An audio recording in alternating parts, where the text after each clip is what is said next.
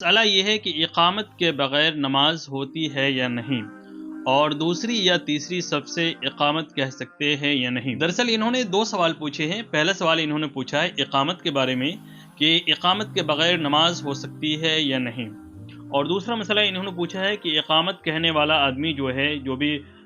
تکبیر کہے گا، وہ پہلی صف میں ہونا چاہیے یا دوسری تیسری صف سے بھی کہہ سکتے ہیں۔ تو اس کا خلاصہ جواب یہ ہے کہ سب سے پہلی چیز آپ کو یہ سمجھنا پڑے گا کہ اقامت کا حکم کیا ہے، یعنی اقامت فرض ہے، واجب ہے یا سنت ہے۔ تو اذان اور اقامت یہ دونوں چیزیں جو ہے سنت ہے، لیکن سنتوں میں بھی یہ سمجھ لیے کہ ایک مضبوط درجہ رکھتا ہے، اور اس کو شعائر اسلام یعنی اسلام کی جو پہچان ہے، اسلام کی جو شعار ہے، ان میں سے ان کو شمار کیا گیا ہے۔ ان کو چھوڑنے سے یعنی بغیر اقامت کے بھی نماز تو ہو جائے گی، لیکن اس کے چھوڑنے کا گناہ بھی ہوگا۔ اس لیے ہمیشہ اس کو آپ نہیں چھوڑ سکتے۔ کبھی کوئی ایسی مجبوری انسان کے ساتھ آ جائے کہ بغیر اقامت کی ہی اس کو نماز پڑھنی ہے تو وہاں پر پڑھ سکتا ہے، لیکن مستقل طریقے سے اس کو چھوڑنا وہ گناہ کا باعث ہوگا، کیونکہ یہ شاعر اسلام میں سے ہے، اسلام کی ایک پہچان اس سے جڑی ہوئی ہے، اس لیے اس کو مستقل طریقے سے نہیں چھوڑنا ہے۔ دوسرا مسئلہ جو انہوں نے پوچھا ہے کہ اقامت پہلی صف سے ہی کہنا ضروری ہے یا دوسری تیسری صف سے بھی کہہ سکتے ہیں،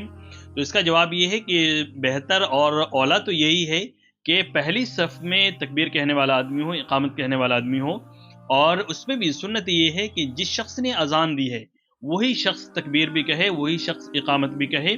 لیکن اگر کوئی ایسی مجبوری کبھی ایسا آ جائے کہ وہ شخص موجود نہیں ہے یا اس نے کسی دوسرے شخص کو اجازت دے دی ہے تو وہ شخص بھی کہہ سکتا ہے، اور اگر کوئی ایسی مجبوری ہے کہ پہلی صف کے اندر جگہ نہیں بن پا رہی ہے تو دوسری اور تیسری صف میں جو شخص کھڑا ہوا ہے تو وہ بھی تکبیر کہہ سکتا ہے، اس کے بھی کہنے میں کوئی حرج کی بات نہیں ہے۔ لیکن اولیٰ اور بہتر یہ ہے کہ تکبیر کہنے والا وہ پہلی صف میں ہی ہو۔